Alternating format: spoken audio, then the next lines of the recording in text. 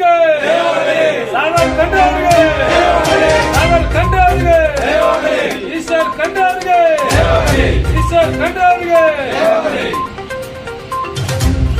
ಸಾಗರ್ ಖಂಡ್ರೆ ಅವರಿಗೆ, ಸಾಗರ್ ಖಂಡ್ರೆ ಅವರಿಗೆ.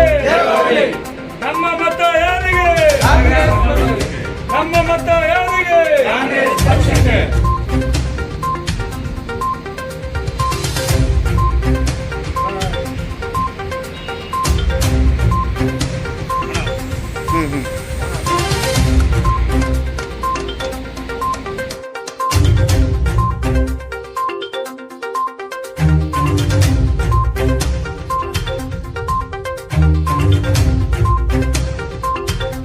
ವಿವಿಧ ಸಂಘಟನೆ, ಕನ್ನಡ ಪರ ಸಂಘಟನೆಗಳ ಒಕ್ಕೂಟ ಹಾಗೂ ಇನ್ನೂ ಕೆಲವು ದಲಿತ ಪರ ಸಂಘಟನೆಗಳು ಇದ್ದರ. ಕೆಲವು ಜನ ನಮ್ಮದು ಗೆಳೆಯರು ಪ್ರಚಾರಕ್ಕೆ ಹೋಗ್ಯಾರ, ಅವ್ರಿಗೆ ಬರ್ಲಿಕ್ಕಾಗಿಲ್ಲ. ಈ ಸುದ್ದಿ ಕರೆ ಕಾರಣ ಏನಂದ್ರೆ 10 ವರ್ಷ ಆಯಿತು ಭಗವಂತ ಖೂಬಾರಿಗೆ ಒಂದು ಅವಕಾಶ ಬೀದರ್ ಜಿಲ್ಲೆ ಜನತೆ ಅವಕಾಶ ಕೊಟ್ಟದ. ಬಟ್ ಯಾವುದೇ ಅಭಿವೃದ್ಧಿ ಕೆಲಸಗಳು ಮಾಡಿಲ್ಲ. ಅದಕ್ಕೆ ಏನು ಸಾಗರ್ ಖಂಡ್ರೆ ಅವರು ಯುವಕರಿದ್ದಾರ, ಒಂದು ಲಾಯರ್ ಇದ್ದಾರ, ಅದಕ್ಕೆ ನಮಗೊಂದು ನಂಬಿಕೆ ಅದ.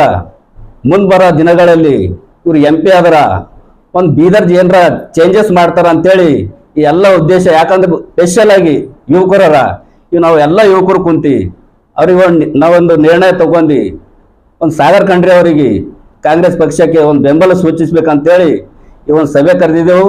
ಮತ್ತು ಅದೇ ರೀತಿ ಇವರೇನು ಭಗವಂತ ಖೂಬಾ ಅವರು ಏನು ಅಭಿವೃದ್ಧಿ ಕೆಲಸ ಮಾಡಿದೆವು, ಅಲ್ಲಿ ಏನೋ ಮಾಡಿದೆವು, ಟ್ರೇನು ಅದು ಇದು ಏನೋ ಒಂದು ಸುಳ್ಳು ಹೇಳ್ಕೊತಾ ಏನು ಪ್ರಚಾರ ಮಾಡತ್ತಾರ. ಇದಕ್ಕೆ ನಾವು ಖಂಡಿಸ್ತೇವೆ. ಯಾಕಂದ್ರೆ ಅಭಿವೃದ್ಧಿ ಕೆಲಸ ಮಾಡಿದ್ರೆ ಮಾತ್ರ ಹೇಳಬೇಕು. ಇದೇನು ಭಾಷಣಕ್ಕೆ ಸೀಮಿತ, ಬಟ್ ಅಭಿವೃದ್ಧಿ ಕೆಲಸ ಆಗಿಲ್ಲ. ಯಾವುದೇ ಹಳ್ಳಿದಾಗ ಅವರು ಒಂದು ಕೂಡ್ಲಕ್ಕೆ ಚೇರ್ ಬಿಟ್ಟು ಮತ್ತೇನು ಅಭಿವೃದ್ಧಿ ಕೆಲಸ ಮಾಡಿಲ್ಲ. ಮತ್ತು ಇವರೆಲ್ಲಿ ಡಾಮರೀಕರಣ ಏನು ರಸ್ತೆಗಳು ಮಾಡ್ಯಾರ, ಸಂಪೂರ್ಣವಾಗಿ ಕಾಪುಮಟ್ಟ ಕಾಮಗಾರಿ ಉದಾಹರಣೆಗೆ ಹೇಳ್ತಾ ಇದ್ದೀನಿ.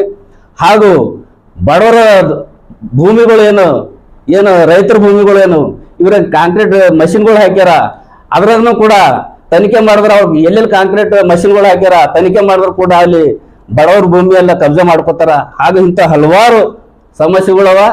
ಅದಕ್ಕೆ ನಾ ಬೀದರ್ ಜನತೆಗೆ ನಮ್ಮ ಕನ್ನಡ ಪರ ಸಂಘಟನೆಗಳಿಂದ ಹಾಗೂ ದಲಿತ ಪರ ಸಂಘಟನೆಗಳಿಂದ ಒತ್ತಾಯ ಮಾಡಿ ಇದು ಒಂದು ವಿನಂತಿ ಮಾಡಿ ಒಂದು ಸಾಗರ್ ಖಂಡ್ರೆ ಅವರಿಗೆ ಇದೊಂದು ಬಾರಿ ಅವಕಾಶ ಕೊಡ್ಬೇಕಂತೇಳಿ ಈ ನಮ್ಮ ಸಂಘಟನೆ ವತಿಯಿಂದ ಮನವಿ ಮಾಡ್ತೀವಿ.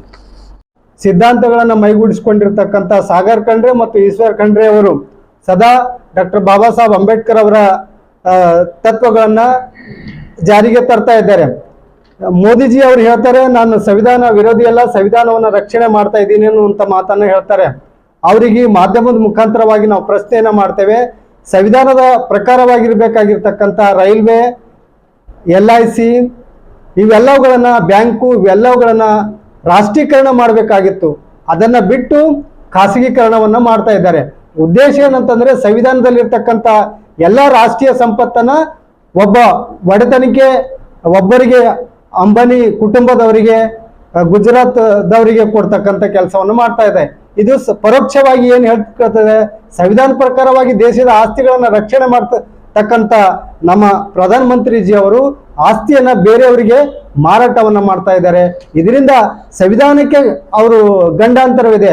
ನಾವು ಅನಂತ್ ಕುಮಾರ್ ಹೆಗಡೆ ಹಿಡಿದಾಗ ಅವ್ರಿಗೆ ತಡಿಪಾರನ್ನು ಮಾಡಬೇಕು ಅನ್ನುವಂಥ ಉಗ್ರವಾದ ಹೋರಾಟ ಮಾಡಿದ ಪ್ರಯುಕ್ತವಾಗಿ ಬೀದರ್ನಿಂದ ಮಾಡಿದ ಪ್ರಯುಕ್ತವಾಗಿ ಅವರಿಗೆ ಟಿಕೆಟನ್ನು ಕಟ್ ಮಾಡಿದ್ರು. ಟಿಕೆಟ್ ಕಟ್ ಮಾಡ್ತಕ್ಕಂಥ ಉದ್ದೇಶ ಸರಿ, ಆದರೆ ಅವರಿಂದ ಪಕ್ಷದಿಂದ ಉಚ್ಚಾಟನೆ ಮಾಡ್ತಕ್ಕಂಥ ಒಂದು ಕೆಲಸವನ್ನು ಮಾಡಬೇಕು. ಯಾರೇ ನಮ್ಮ BJP MP-ಗಳಾಗಲಿ MLA-ಗಳಾಗಲಿ ಸ್ವಂತ ಸ್ವ ಇಚ್ಛೆದಿಂದ ಅಂಬೇಡ್ಕರ್ ಅವರು ಸಂವಿಧಾನದಲ್ಲಿ ಕಲ್ಯಾಣ ಯೋಜನೆಗಳನ್ನು ತಂದಿದ್ದಾರೆ. ಆ ಕಲ್ಯಾಣ ಯೋಜನೆಗಳನ್ನು 12 ಕಲ್ಯಾಣ ಯೋಜನೆಗಳನ್ನು ಜಾರಿ ತರ್ತೀವಿ ಅಂತೇಳಿ, ಸಂವಿಧಾನ ಪ್ರಕಾರ ಜಾರಿಗೆ ತರ್ತೀವಿ ಅಂತೇಳಿ ಇಲ್ಲಿವರೆಗೆ ಯಾವ MP-ನೂ ಹೇಳಿಲ್ಲ, ಯಾವ ಮಂತ್ರಿನೂ ಹೇಳಿಲ್ಲ, ಪ್ರಧಾನಮಂತ್ರಿಗಳನ್ನೂ ಹೇಳಿಲ್ಲ. ಬರೇ ಭಾವನಾತ್ಮಕ ಭಾಷಣವನ್ನು ಮಾಡ್ತಕ್ಕಂಥ ಕೆಲಸವನ್ನು ಮಾಡ್ತಾ ಇದ್ದಾರೆ. ಇನ್ನು 5 ವರ್ಷ ನಾವು ಭಾವನಾತ್ಮಕ ಭಾಷಣಕ್ಕೆ, ಭಾವನಾತ್ಮಕ ಬಂಧನಕ್ಕೆ ಅವಕಾಶವನ್ನು ಕೊಡಬಾರ್ದು. ನಮ್ಮ ಹಿರಿಯರಾಗಿರ್ತಕ್ಕಂಥ ಖರ್ಗೆಜಿ ಅವರಿಗೆ ರಾಜ್ಯದ ಮುಖ್ಯಮಂತ್ರಿ ನೋಡಬೇಕಾಗಿತ್ತು. ಆದರೆ ದೇಶದ ಪ್ರಧಾನಮಂತ್ರಿಗಳಾಗಿ ನೋಡ್ತಕ್ಕಂಥ ಒಂದು ಶಕ್ತಿ ನಮಗಿದೆ. ಆ ಶಕ್ತಿಯನ್ನು ನಾವು ಮತದಾನ ನೀಡುವುದರ ಮುಖಾಂತರವಾಗಿ ಇಲ್ಲಿನ ಬೀದರ್ನ MP ಯನ್ನ ಚುನಾಯಿಸುವುದರ ಮುಖಾಂತರವಾಗಿ ಅವರಿಗೆ ಪ್ರಧಾನಮಂತ್ರಿ ಹುದ್ದೆಗೆ ಏರ್ತಕ್ಕಂಥ ಒಂದು ಕೆಲಸವನ್ನ ಮಾಡಿದಾಗ ಕಲ್ಯಾಣ ಕರ್ನಾಟಕಕ್ಕೆ ಬಸವಣ್ಣ ಬಯಸಿರ್ತಕ್ಕಂಥ ಕಲ್ಯಾಣ ಕರ್ನಾಟಕ ನಿರ್ಮಾಣಕ್ಕೆ ಒಂದು ಹೆಸರನ್ನು ಬರ್ತದೆ ಅನ್ನುವಂಥ ಮಾತುಗಳನ್ನ ಹೇಳ್ತಾ ನನ್ನ ಮಾತಿಗೆ ವಿರಾಮ ಕೊಡ್ತೇನೆ. ಇವತ್ತು ವಿವಿಧ ಕನ್ನಡ ಪರ ಸಂಘಟನೆಗಳ ಒಕ್ಕೂಟದ ವತಿಯಿಂದ ಸುದ್ದಿಗೋಷ್ಠಿಯನ್ನು ಆಯೋಜನೆ ಮಾಡಿದ್ದೇವೆ. ಈ ಸುದ್ದಿಗೋಷ್ಠಿಗೆ ಬಂದಂಥ ಎಲ್ಲ ಮಾಧ್ಯಮ ಮಿತ್ರರಿಗೆ ಸ್ವಾಗತವನ್ನು ಕೋರ್ತಾ ಇವತ್ತು ಪತ್ರಿಕಾಗೋಷ್ಠಿ ಮೂಲಕ ಹೇಳುವುದೇನಂತಂದರೆ, ನಮ್ಮ ಬೀದರ್ ಜಿಲ್ಲೆಗೆ ಕಳೆದ 10 ವರ್ಷಗಳಿಂದ ಆಗಬೇಕಾಗಿರ್ತಕ್ಕಂಥ ಅಭಿವೃದ್ಧಿ ಕೆಲಸಗಳನ್ನು ಆಗಿರುವುದಿಲ್ಲ. ಬಂದು ಹೋಗತಕ್ಕಂಥ ರೈಲುಗಳನ್ನು ನಾನೇ ತರಿಸಿದ್ದೀನಿ ಅನ್ನುವಂಥ ಮಾತುಗಳನ್ನು ಹೇಳ್ತಾರೆ. ತನ್ನ ಹುಟ್ಟೂರಿಗೆ ತನ್ನ ಹುಟ್ಟು ತಾಲೂಕಾದ ಆ ತಾಲೂಕಕ್ಕೆ ಏನು ಕೊಡದಂಥ ಮನುಷ್ಯನಿಗೆ ನಾವು MP ಆಗಿ ಕೇಂದ್ರದ ರಾಜ್ಯ ಖಾತೆ ಸಚಿವರಾಗಿ ಮಾಡಿದ್ದೇವೆ. ಅದರಿಂದ ಏನೂ ಉಪಯುಕ್ತ ಇಲ್ಲ. ಅವರು ಒಂದು ಮಾಡಲ್ ಇದ್ದಾರೆ. ಮೋದಿ ಯಾವ ಥರ ಡ್ರೆಸ್ ಹಾಕ್ತಾರೋ ಅದೇ ಥರ ಡ್ರೆಸ್ ಹಾಕ್ತಾರೆ. ಮೋದಿ ಯಾವ ಥರ ಭಾಷಣ ಮಾಡ್ತಾರೋ ಅದೇ ಥರ ಭಾಷಣ ಮಾಡ್ತಾರೆ. ಭಾಷಣದಿಂದ ರೈತರಿಗೆ, ಯುವಕರಿಗೆ, ಮಹಿಳೆಯರಿಗೆ ಯಾರಿಗೂ ಹೊಟ್ಟೆಯನ್ನು ತುಂಬೋದಿಲ್ಲ.